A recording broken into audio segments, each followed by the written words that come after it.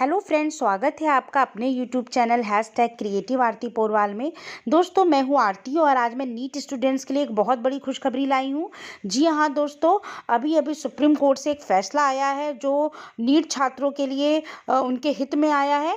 तो दोस्तों, पूरी न्यूज़ आपको विस्तार से बताऊंगी, लेकिन उसके पहले अगर अभी तक आपने मेरे चैनल को सब्सक्राइब नहीं किया है या नए हैं मेरे चैनल पर, तो मेरे चैनल को सब्सक्राइब कर लीजिए ताकि सारी लेटेस्ट अपडेट आपको सबसे पहले मिल सके। और उसके आगे जो बेल आइकन का बटन है उसे भी प्रेस कर लीजिएगा। और अगर आपको ये न्यूज़ अच्छी लगे तो इसको लाइक और शेयर भी करिएगा। तो चलिए दोस्तों, आपको बताते हैं।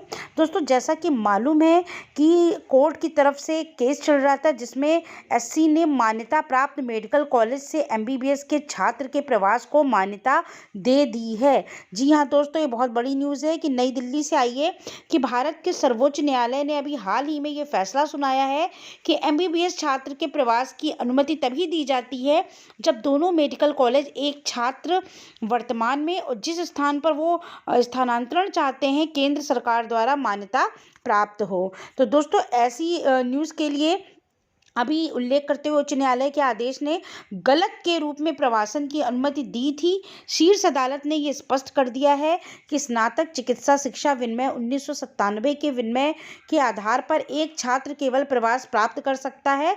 दोनों कॉलेज भारतीय चिकित्सा परिषद अधिनियम की से मान्यता अगर उन्हें मिली है, दोनों कॉलेज जो है मान्यता प्राप्त होने चाहिए। तो जस्टिस एल नागेश्वर राव और इंडिया बनर्जी की पीठ में पूर्व में जो एमसीआई द्वारा की गई अपील पर सुनवाई कर रही थी।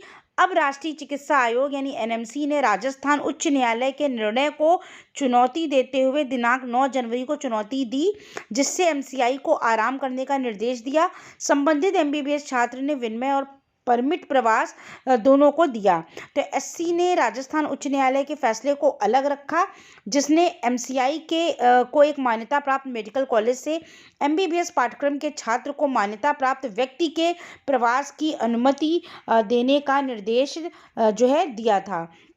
तो आपको बता दूं, ये मामले की जड़ 2018 तक आती है, जिस वर्ष छात्र को राज्य संसद में के Anant institute of medical sciences and research centre में एमबीबीएस कोर्स में दाखिला दिया गया था।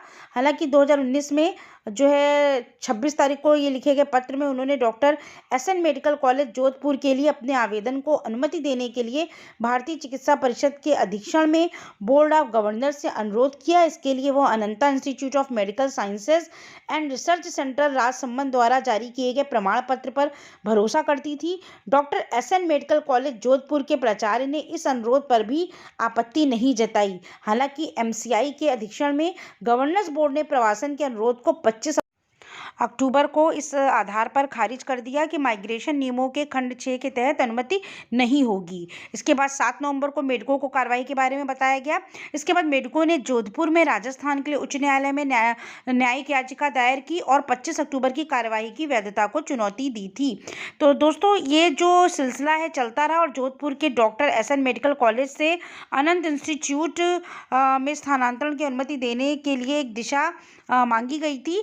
फिर उच्च न्यायालय के सीखा एक एकल न्यायाधीश ने 9 जनवरी 2020 के एक फैसले के द्वारा जो जो याचिका थी उसको अनुमति दी और मेडिकल काउंसिल ऑफ इंडिया को विनियमों और परमिट प्रवास को आराम करने का निर्देश दिया। प्रवास के लिए एमबीबीएस छात्र के अनुरोध की अस्वीकृति को भेदभावपूर्ण माना गया, क्योंकि मेडिकल काउंसिल ऑफ इंडिया ने दक्ष शर्मा के पक्ष में जो विनियमों में छूट का लाभ दिया था। तो उच्च न्यायालय की एक खंडपीठ ने मेडिकल काउंसिल ऑफ इंडिया द्वारा यह अपील को यह कहते हुए खारिज कर दिया था कि प्रवासन नियमों के विनय जो भी 6 इसके उपखंड हैं उसमें शब्द को अनुसूची में सीमित नहीं किया गया है।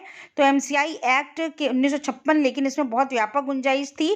तो इसी के तहत ही आप देख सकते हैं सुप्रीम कोर्ट का पूरा ऑर्डर है in the Supreme Court of India civil appellate justification.